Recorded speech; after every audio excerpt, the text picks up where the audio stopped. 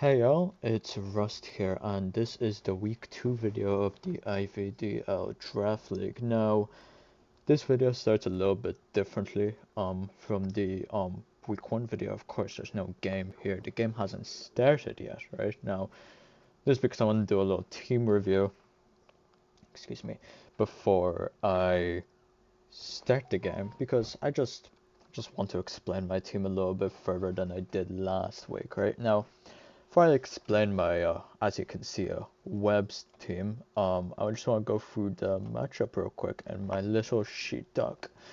My opponent has a lot of pretty scary and varied threats, if that's the best way to put it. Pretty difficult to deal with. You've got Genesect, with no new additions in Radical Red. However, it's just mixed nature combined with download makes it very tricky and inconsistent to deal with overall. You've got Dragapult with its newfound access to Spirit Shackle, and I believe that's it. But Spirit Shackle makes its physical sets a lot stronger now, meaning it can run either physical or special, even mixed, much more consistently now thanks to its newfound ghost coverage. You've got Mega Alchemy, which can set up Calm Minds relatively easily, I want to say. Not, well, it's a threat, definitely. Not as much as Genesect and Dragapult. It's definitely a threat that needs to be acknowledged. And yes, this is Mega Alchemy, and this guy over here is Mega Colossal. Reason being the sheepdog kind of... Sheepdog, what am I saying? The draft sheet, or whatever the fuck. It kind of messes up with the Radical Red Megas, so because like it doesn't show their typings in the type matchups section, so I just put Heatran and Alchemy respectively, just to not bother with that hassle. Sevian Zip now, yeah, let's continue. Sevian Substriker has Ice and Electric coverage. That's pretty much its only real coverage. However, thanks to Illuminate boosting accuracy by 1.3 now, it means it has nearly fully accurate Blizzards and Thunders going off 116 speed and 110 special attack, making it a very strong threat. You've got Ogerpon Hairflame, arguably the worst threat here. Well, not worst threat, the worst threat to deal with. Just Mold Breaker just kind of really annoys this team a lot, especially running Heat, which would be an okay check to it, but now it needs to run Ability Shield because Stomping Tantrum goes through the Levitate and hits it with a 4x super effective ground move. So, as you can see here, the matchup is pretty not good for a balanced team. However, this team has a lot of exploitable weaknesses. The ground matchup is utter dog shit. It's only quote unquote resisted air cubes, right? It's an immunity. There's no ground resist on this fucking team, right? And obviously, you know, this set immunity is very frail.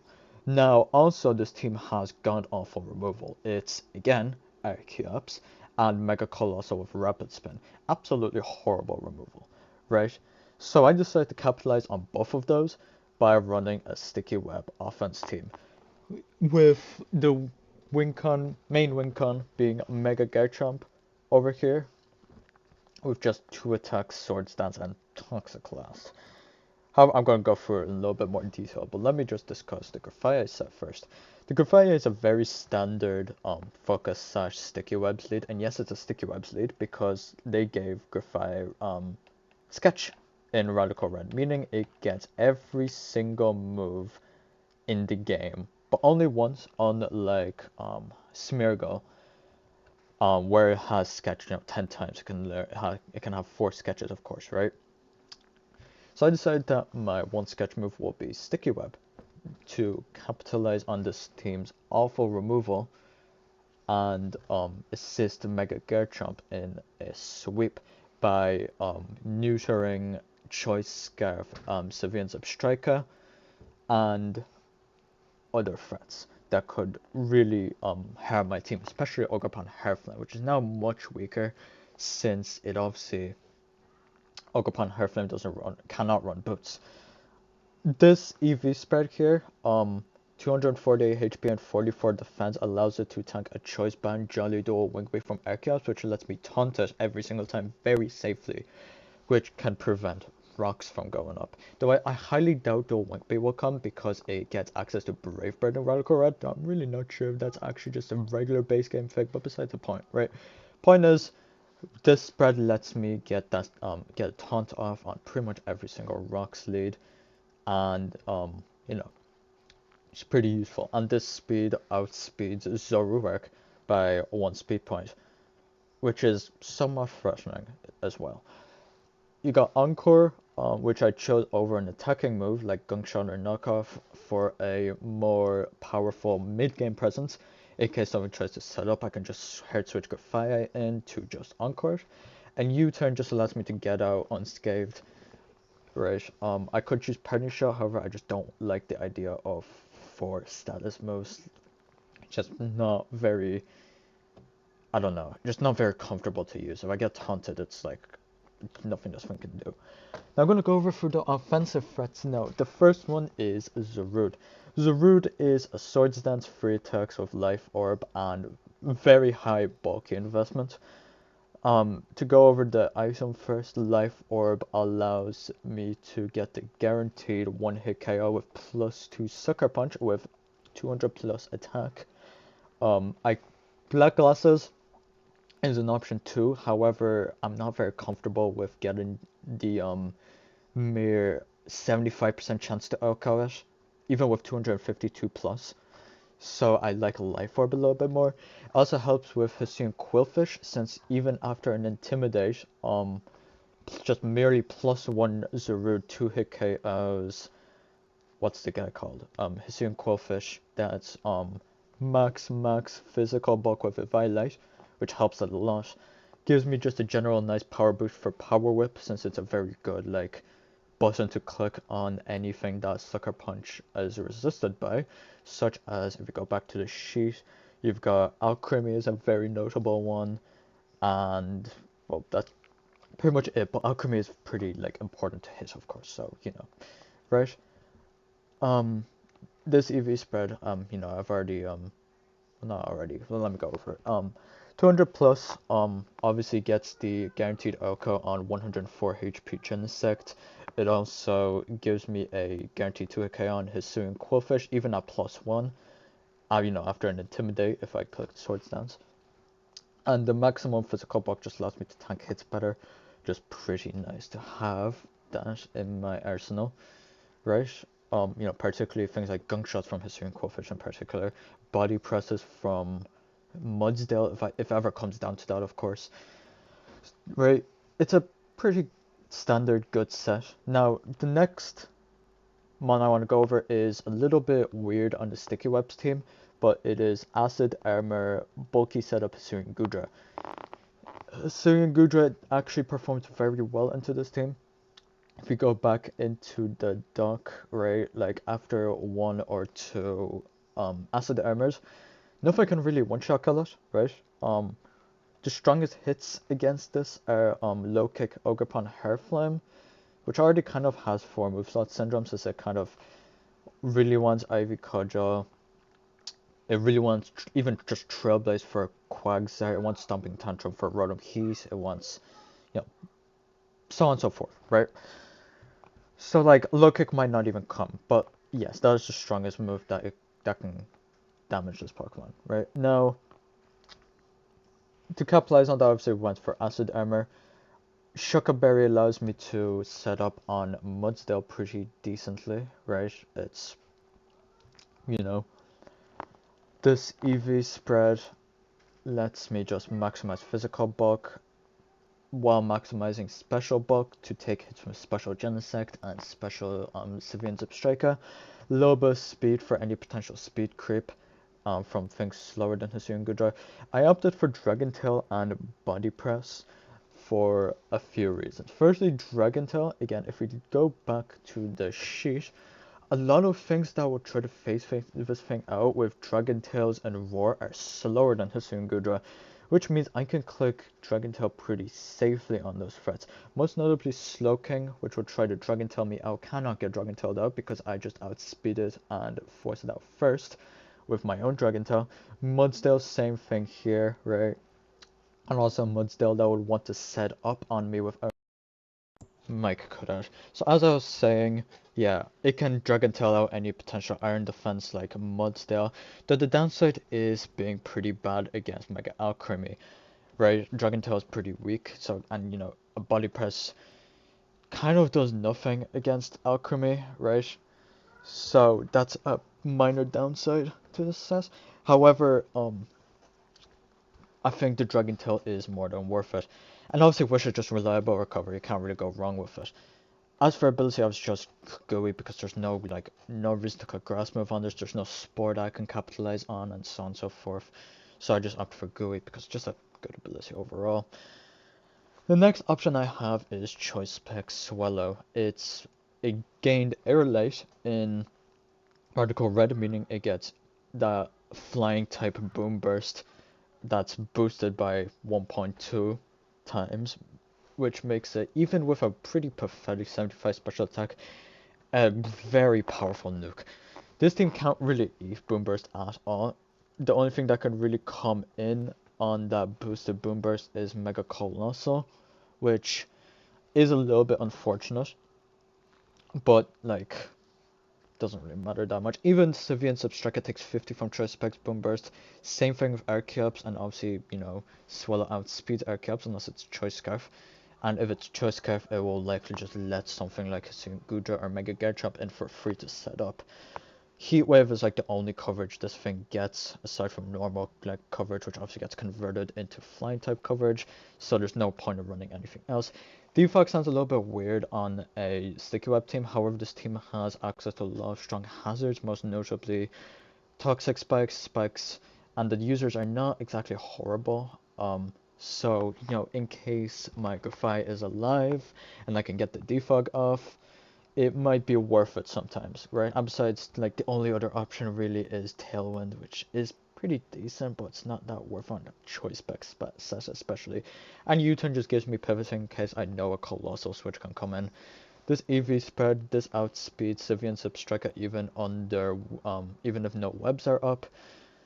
228 special attack, I'm pretty sure hits some kind of breakpoint relating to max Slowking, but I forgot. I'm pretty sure it just has an 80% chance to Oko Slowking. No, I think that's something else. Never mind. It's just that it hits some kind of breakpoint, I forgot. And then 96 defense maximizes hit taking capability from Sivian Substracka Ice Shard. Now, yes, Sivian Substracka Ice Shard may look a little bit stupid because, again, let's go back to the sheet. This thing has a pretty pathetic 70 attack, but there's a reason why I think it will come, because of my next Pokemon, Mega Garchomp. Now, as I have established earlier, this team's Earthquake Surgeons are really pathetic. So, Mega Garchomp can kind of just run rampant, right? Especially with a Sticky Web up, which means that Ice Shard is pretty valid, I'd say, right? So, anyways, though, let's just go over this set. Obviously, Garchomp Pie to turn into Mega Garchomp, and Rough Skin doesn't really matter that much. As for the moves, now obviously Earthquake is Earthquake, right? There's no reason not to click Earthquake on this thing. Scale Shot is the only move that I'll need aside from Earthquake, right? Is Oko's. I believe it Oko's Archeops at +2 with 2 or 3 hits. And obviously Archeops doesn't get any super effective coverage, it doesn't get Ice Fang, I believe. So even if it only gets 2 hits, it probably should be able to tank it pretty decently, right? Especially since Archeops would likely outspeed Garchomp before Scale Shot, since it obviously flies above the Sticky Web. Toxic is there mainly for Mudsdale. If Mudsdale wants to come in on something, I can just Toxic it and come in on Garchomp another time after Mudsdale is heavily weakened by said Toxics.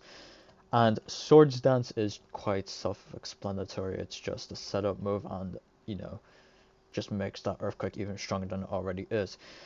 I opted for 252 plus attack because I need this for, I believe, Mega Alchemy. That's Max Fizdef. Yeah, that's Max Fizdef. I think it's still only a 75% chance to Oka, however, it's more than worth it, honestly.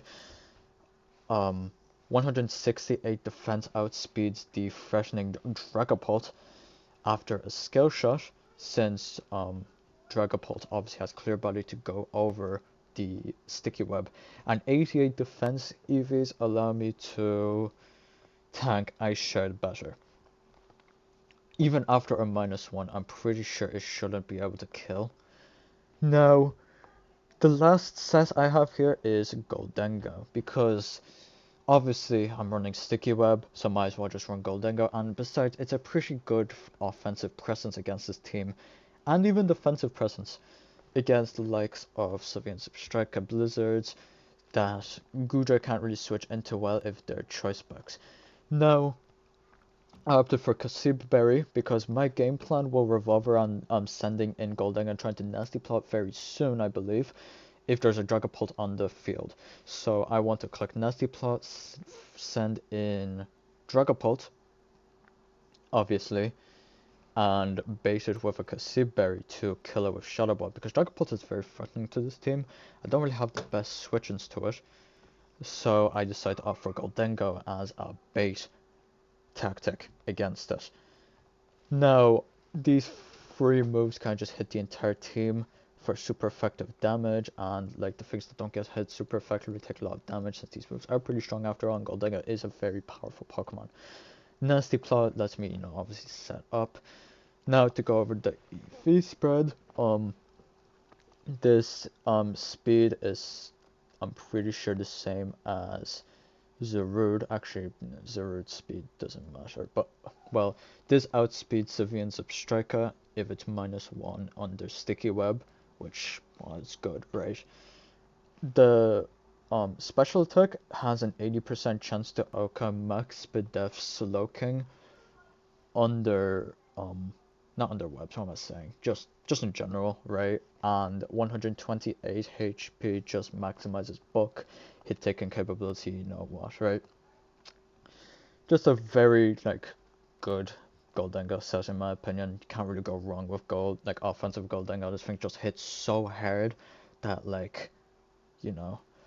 and that's pretty much it. This team is basically done.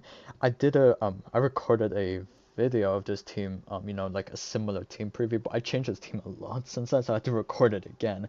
I think I had to record it again another time. It's very funny stuff. So I hope this is the last time I have to record a team review like this. So I'm gonna end it here. The next time this video cuts out is going to be when I'll be playing the game, right? So, see you later. Bye. And we're here for the game. However, you might notice something very, strange, and it's the fact that we're in a replay right now. Yes, I already played the game, right? However, I forgot to turn my fucking mic on for the game. So rather than commentate over a video, I decided that I should commentate over the replay. I think I can give a little bit more insight in that way, possibly, right? Rather than try to, I don't know. You know what I mean, right? So, the game over here, some very obvious Pokemon came on my opponent's side. You've got the obvious Genesect, Dragapult, you got the removal and Mega Colossal, Health and Mudsdale. However, Zoroark came over something like Sylveon Striker, which kind of surprised me, honestly, at the time, right? In terms of what I thought they'd lead, well, I didn't really think about it for the simple reason that I was always going to lead my own Grafaiai. It's extremely free lead, honestly. There was no reason to lead anything other than Grafaiai, because if you watched my team review, you'll know that this was a Sticky Web Grafaiai. I'm gonna let it, let me go slow. I'm gonna let it play out, right? So obviously turn 1 you have the Dragapult lead, right? On the Grafaiai Sticky Web's lead. Now, I obviously clicked, I didn't think too much about this, I just clicked Sticky Web. There's no reason to really entertain any other button than Sticky Web. There's, really, right? So I just clicked Sticky Web. However, my opponent clicked Extra Sensory on Dragapult.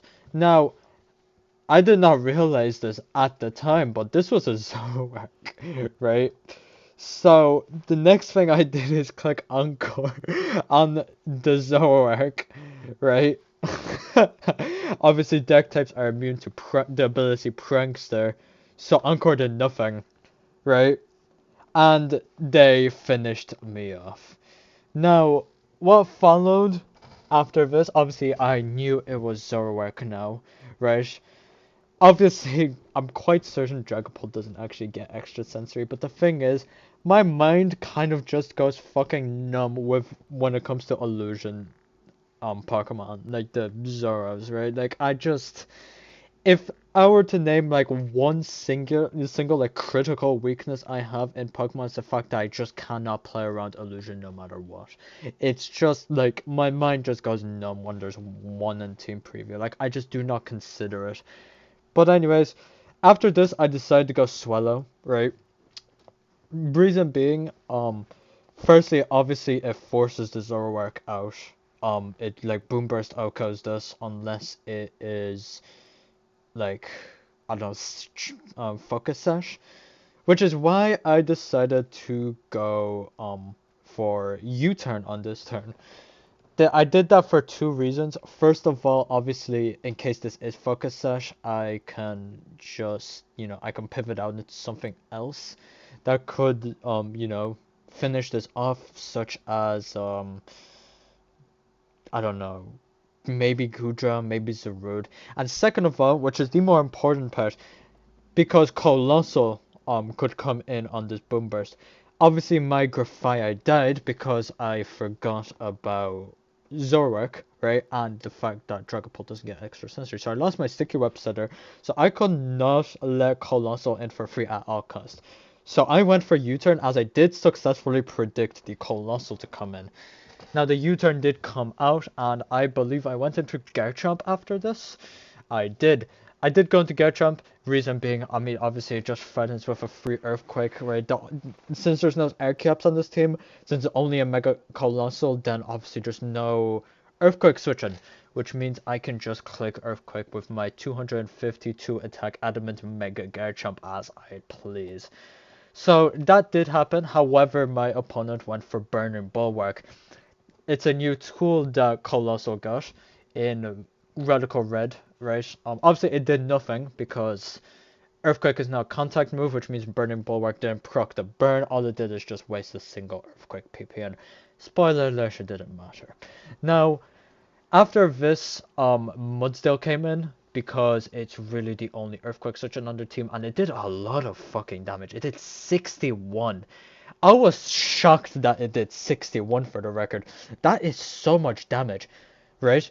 So the real conclusion that I came while I was thinking about what to do on turn 6 was that it had to be either specially defensive or it was an offensive Mudsdale, right? With like 248 HP and 252 attack, for example, or instead of specially defensive, right? Now, I had a few plays I could do. I could just spam Earthquake. However, that was not a good play because the Mudsdale could click Slack Off. Because Mudsdale gets Slack Off in Radical Red, meaning that it's a relatively, safe play to do because you will more than likely live the Earthquake on this turn, I think. I did the calcs and I'm pretty sure it did live. So, well, yeah, Earthquake wasn't the best play because, it's Slack Off and click Body Press and do a lot of damage. So instead, I decided to go for Swords Dance on this turn. Because, reason being, if they went for Body Press on this turn, they'd be doing less damage than if I clicked Earthquake, since obviously Body Press goes off defense for my, non-Pokemon, friends that will be watching this, right? So clicking Swords Dance is the play.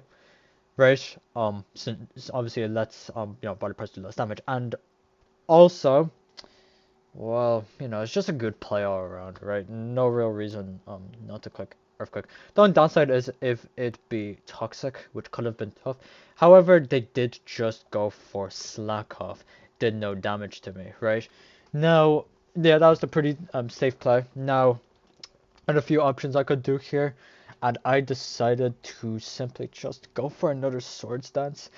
That was a bit greedy on my part, to be fair, because if Dragapult for some reason came in, that I would have gotten nothing out of this exchange. Literally no health would have been lost or gained or whatever, right? However, ultimately it did pay off heavily, right? My opponent did go for what was it? I think it was Earthquake. Yes, as my opponent was not buddy press for some reason. I believe it was. I don't have I don't have my opponent's pace with me. I'm not gonna bring it up because I don't really want to spoil the opponent's sets for any of you, right? But all you need to know is that I wasn't body press, which is good for me because obviously that's less. That will do a decent bit more damage. I think. I think it would have done around more or around the same. I believe, right? So the turn after, like, obviously I'm plus 3 attack, so there's literally no reason to not go for the Earthquake. I've already established that this was a max Fizz Def, so it just outcomes from fall, which was fucking crazy, right? But, like, shit, right? I have no idea why max Fizz Def Mudsdale didn't come, let alone Body Press, but you know what, whatever, like, it's good for me, so honestly, I'm not gonna question it. Now, sorry, my mic cut out, you know, that mic thing is still going on. I didn't feel like turning on like white noise in the background. I felt like it would probably be annoying, so the mic's just gonna be cutting out. We're gonna be getting weird cuts every so often now. But anyways, right. So the obvious play for my opponent here is like either to go into like Zoroark, Dragapult, a potential Scarf Genesect to force Mega Garchomp out, as they did go Dragapult, specifically Dragapult. We know it's Dragapult because the Clear Body ability activated, right? Now, this Dragapult is obviously a massive threat to my team, right? The combination of Dragon Darts, or yeah, like, you know, Dragon Move, Ghost Move, U-turn, all of that kind of just folds my team. And I obviously needed to switch my Garchomp out, so I had a few options here, right? I could switch Zarude in, or I could switch Goldengo in. I could even switch Gudra in. However, I concluded at the end, they needed to click Dragon Dodge. Of course they needed to click Dragon Dodge, that's like obvious, right? So, my safest play here would be to go either Zarude or Goldengo, because Zarude obviously eats a Dragon move unless it's like Choice Specs Draco Meteor, which it probably doesn't, right? Or Goldengo, which obviously resists the Dragon move, however it comes at the risk of getting hit by a predict ghost move. Now, if you've seen my team review earlier this video, you'll know that my Goldengo is Ghost Resist Berry. It's Kasib, right? So obviously, if I got hit by a ghost move, I wouldn't die ever. However, it would obviously exhaust the berry, which would never be good for me because it's really like my only thing that can reliably deal with Dragapult, right? Even like my Dragon Tail Gudra can't really deal with it that well because it could be Will-O-Wisp, for example, so on and so forth. Dragon Dart, like Fairy Investor, probably did a lot to it too. So now onto turn 9, I decided to go Goldengo on the assumption that they will go for the pretty obvious Dragon move to try and eliminate my extremely threatening Mega Garchomp. And I was correct on that. It did measly, how much was it? 25% to my Goldengo, obviously, thanks to my pretty high defensive investment, right? And obviously the fact that it's resisted. So obviously, you know, my Goldengo is in on the Dragapult. So really the only play I have here looking at their team is to just simply click Shadow Ball. It is basically unresisted with the sole exception of Zoroark, right? And also, no, never mind. No, never mind, right? I was gonna say something wrong, right? So my only play here was to click Shadow Ball, right? Everything here takes too much. Even the Zoroark, even if Zoroark resists Shadow Ball, it probably takes a decent bit too much. Also, it's pretty heavily HP invested, which I highly doubt it was. I don't even know if it was heavy HP invested for the clarification. I checked my opponent's poker pace, but I didn't really look too much into the EVs aside from the fact that the Mudsdale was spit death, right? So anyways, I did end up clicking Shadow Ball as the Dragapult did click U-turn on me and switched out. Now, obviously, this is not something I'd want, but in hindsight, I feel obviously U-turn was the play. Well, I'd say the play would probably be for my opponent to probably just hard switch in case my Goldengo was Choice Scarf, as it was the last game. However, U-turn's also a good play, right? It like makes sense, right? Ghost move didn't really make sense for my opponent because not only could it be Kasibberry, but also it could just be bulky Goldenga, which means it just ate the Shadow Ball or Spirit Chuckle. By the way, my opponent went to their Genesect here, and it ate a Shadow Ball for a whole, I believe it was 54%, and I got the special defense drop, so they couldn't like really go for any potential rolls. And I didn't check like the calcs or anything, right? I don't think that it was ever a roll, even if the special defense didn't drop. But besides the point, right? Special defense basically sealed Genesect's life there, right? Now obviously Genesect being not only minus speed thanks to my sticky web and minus special defense means that it likely wouldn't want to stay in, right? And also I had a completely free Shadow Ball to still click, right? So I obviously just clicked Shadow Ball again as my pawn switched again into Colossal as it ate a big fat Shadow Ball for 37%, right? Now, unfortunately, I was in a bit of a pickle here.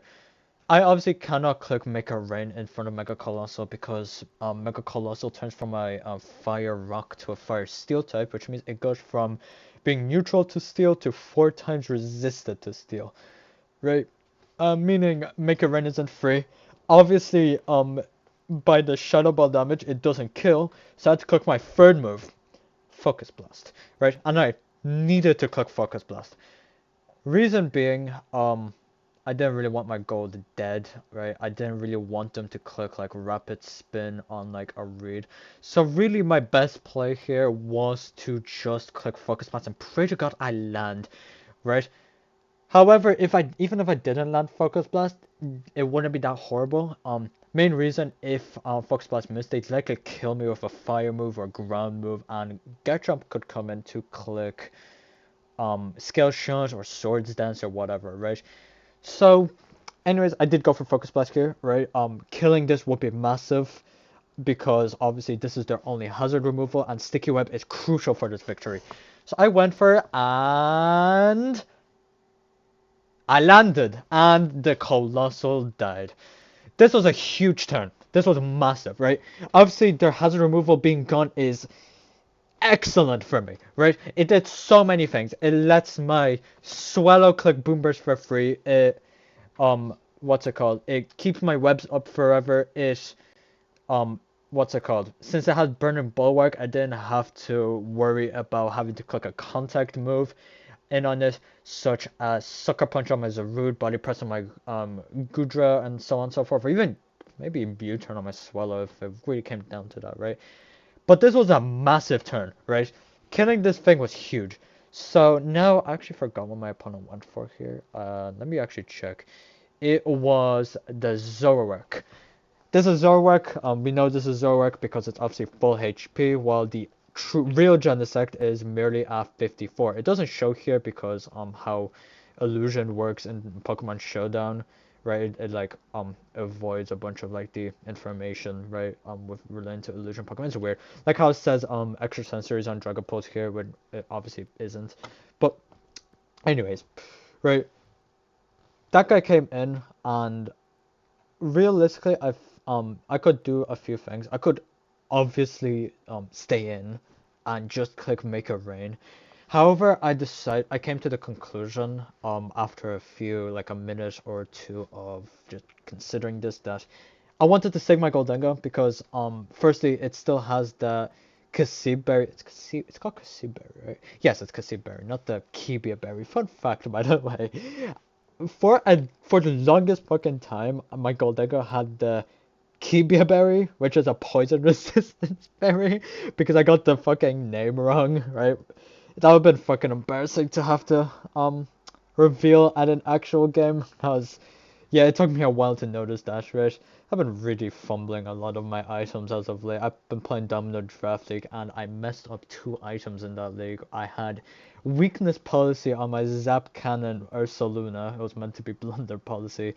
And in my most recent match, I had fucking rough skin Sharpedo, which didn't lose me the game. I lost it anyways, but it was fucking hilarious, honestly. But let's get back on the topic, right? I decided that Goldengo, I had to preserve it because it was just pretty good at baiting Dragapult. It was faster than a lot of things under the sticky web, so I wanted to save it as I switched to Hisuian Gudra. Because Hisuian Gudra can just eat hits from Zoroark unless it was either like choice specs or if it was, let's say, or if it was low kick, right? I decided to go for the risk, and just go for the haired Gudra switching, because I determined that this thing probably would have a mildly hard time at sweeping, so I didn't need this as much as Goldengo. For a combination of potential encore or low kick Ogerpon Hair Flame, you've got, obviously potential Will-O-Wisp, Dragapult, so on and so forth. Right, as it did just eat a Night Days. They changed Night Days in Radical Red, by the way. I believe it's, instead of dropping, I believe it's accuracy and being like pretty like weak, it's a 95 base power move. I think it also has like a high crit chance, but I don't remember. Right. So yeah, that was a, sorry, mic cut out, right? So yeah, that was a 95 base power Night Days on my Gudra. It did a really big 38%. Really surprised me, right? So this kind of shook me. The fact that I did so much. I'm not sure if I calced it or not. Like, did any calcs in the builder? But I'm pretty sure I decided to go for body press here because if it stayed in or something, right? Then like might as well go for the kill because body press will have killed, right? It's, I have highly defensive Gudra, which means that body parts do a lot and it's obviously super effective. Zoroark is extremely frail. So as they did go on their own, like, real Genesect, and I did go for body parts. Oh right, I forgot why Night Days. I just remember why Night Days did so much. They also I completely forgot about this. I only remembered it just now, by the way, right? Illusion was also buffed in Radical Red, where as long as your Pokemon is disguised as another Pokemon, it gains a 1.3 times power boost. That's why Night Days did so much. I remember now. I did not notice this for the entire game and for the like half an hour or so discussed the game on Discord until now, which I think is hilarious. But yeah, Body Press did a lot to the Genesect because Genesect isn't exactly a bulky Pokemon and this is a very highly defensive Gudra. Now I believe I went for Iron Defense here, or Wish. It was a Wish. Yes, it was a Wish. Gui activates on the Blaze Kick, which was hella strong thanks to my opponent's attack boost. That they gained from their download ability. They gained the attack boost. To my few friends that don't know how this works, download increases the opponent's stat based on their opposing Pokemon's lowest defensive stat. Obviously, my Gudra's lowest defensive stat is defense because its defense is like 80 and its special defense is 150, right? So yes, the attack boosted Blaze Kick. Even if Blaze Kick is pretty weak, I think it's a Mega 85 base power. It did a pretty staggering 35, as I did go for the Wish on this turn. Now, I thought that my Gudra would just die here, because obviously Blaze, just clicking Blaze Kick again is pretty free, right? However, I realized that I could potentially be faster than them because they are -2, and they could be not, they could have potentially been, what's it called? Adamant, right? Now, unfortunately, this was a bit of a team building oversight on my part that I didn't consider to do any GUI speed creep, as I wasn't faster than it. However, my opponent went for shift gear for some reason, right? Instead of just finishing this Gudra off. Huge mistake on my opponent's part. This was a really shitty play in my eyes, as I just went for the acid armor, right? No, however, what am I saying? Also, the wish from turn 15 came into effect, and I got 50% of my health back. Now my opponent was at a pretty fucking horrible position, and I am in a beautiful position. I have a +2 Gudra. They don't really have any super effective moves unless it's low kick on either Zoroark or Hair Flame. I'm pretty safe right now. My opponent went for U-turn here. as they brought in, I forgot what they brought in, and they brought Ogerpon as I just went for the safe body press to potentially finish off with your Genesect or just do any damage to everything that want to come in. It is Hair Flame because obviously it didn't die in one hit, you know, Zoroark would have died in one hit, right? So, what's it called? Now I'm in just in a pretty good position. My opponent, clicks Ivy Cudgel. They did not have low kick on their Ogerpon. It was... Let me actually decide. This thing dies this turn, right? Let me just check this. Yes, it died. So I can tell you, it was Ivy Cudgel Trailblaze Hornleech for some reason. That was a really fucking weird set. No idea why neither Stomping Tantrum or near Stomping Tantrum low kick didn't come. Both those were pretty amazing into my team, right? It's probably like the only real reason this Pokemon was good into my team. So not seeing low kick was extremely strange. Right, yeah. Unfortunately, Ivy Cudgel didn't crit for them, so it did basically negligible damage, and their Ogerpon is down. Right. First, I'm pretty sure this is Gudra's first kill of the draft league, so we'll just get to see, right? Now, anyways, in comes Dragapult. Now, I believe my play was to... Let me actually check, because I don't remember. They clicked Will-O-Wisp, and I unfortunately missed, as I went for a Wish. That Wisp sucked, however, ultimately, actually it mattered a tiny bit later on, right? But I'll go over that later, right? So yeah, obviously on this turn it didn't really matter because I didn't go for an attacking move, of course. You know, in this case, Dragon Tail, right? As they do Wisp me on turn 20, and I finally Dragon. No, I click Acid Armor. My apologies, right? Just stacking more of those defensive boosts, right? Just because really there's no reason not to, right? At this point Gudra probably wants the entire team, right? So like I'm just going for game at this point, right? Now they click Spirit Shackle and you know, Spirit Shackle traps me, however it doesn't matter because as you can see Dragon Tail forces the Dragapult out. And I am no longer trapped since I'm pretty sure Spirit Shackle requires that your Spirit Shackle requires that the Spirit Shackle user and the trap Pokemon need to be on the field at the same time, meaning that you know did nothing.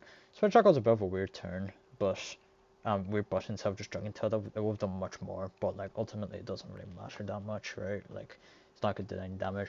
Now in came Zoroark, you know, the real Zoroark, as you can see by the fact that it is 100% HP, while both the Genesect and the Dragapult took chip already. So I'm pretty sure I just went for a raw body press here as they click Nightshade on trying to crit, which they didn't get, and body press one hit KOs the Zoroark, as you can see here, right?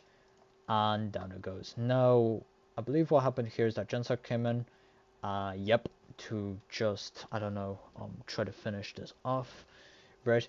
I went for a bit of a misplay here, and I believe I went for Dragon Tail, yeah, instead of just finishing off the Genesect. That was a stupid plan on my part, like really stupid, right? I don't know why I didn't finish it off. No clue why I clicked Dragon Tail, right? Like, there's just something in my head that told me to click Dragon Tail, and it was just an objectively bad play. But as you can see, obviously this means that Gudra dies to Dragapult at this point, right? However, I managed to not only live the Dragon Turrets, by the way, very disgusting. And yes, this is where the burn at the, I believe it was turn 19 would have mattered because I would have been dead by now if not for that, right? And now I got a free wish off as I died. But wish was the play there, right? Because I wouldn't have killed the Dragapult anyways. Might as well just get wish off onto like something like Goldengo, right? As I did go into Goldengo here because it was just the safest Pokemon to click, right? Zuru just got hit with a 4-time super effective U-turn. Swallow could possibly like, I don't want to say died to Dragon Darts, but could have gone crit on one of the hits and would probably died then. And Garchomp, what was I meant to say? Garchomp would have also died Dragon Darts. So obviously my Kasib Berry Goldengo was the play here, right? As they did go for Spirit Shackle, the Kasib Berry activated and weakened the damage heavily, right? and I just went for the obvious Shadow Ball, right, to finish off the Dragapult. And now on the final turn, the Genesect came in, and yes, that Wish from the Goodra came here, though it didn't matter. Genesect was slower as it wasn't Choice Scarf, it was Charcoal, by the way. Pretty funny stuff, right? But besides the point. And now Goldenga finishes off the last Pokemon. Now that's the end of the game, right? It was a pretty good game. I played it really well in my opinion for pretty much all of it except sacking Gudra, right? That was just pointless. I could have gone like a really good not really good, it was just one Pokemon. I could have gone a better differential, which might matter later in the league shit, you never know, right? And it could have gone my Gudra a lot more kills, but I decided for some reason, I don't know, right? As I established in the week 1 game, my overconfidence is a little bit makes me a little bit stupid, and I was very overconfident when I could just start getting those fucking boosts, right? I'm very sorry for forgetting to turn my mic on for the actual game, right? However, honestly, like I think this is a little bit better. My mic cut out like literally the last minute, but I honestly liked the outcome of this, right? I think like the commentary was a little bit better. Of course, I'll be doing like a live commentary on my rest of my games if I remember to obviously turn on my fucking mic, right? But I think this ended up a little bit better than the last what could have been, you know, the live commentary. So I hope y'all enjoyed this game, right? And see you in the week 3 game. Have a good day.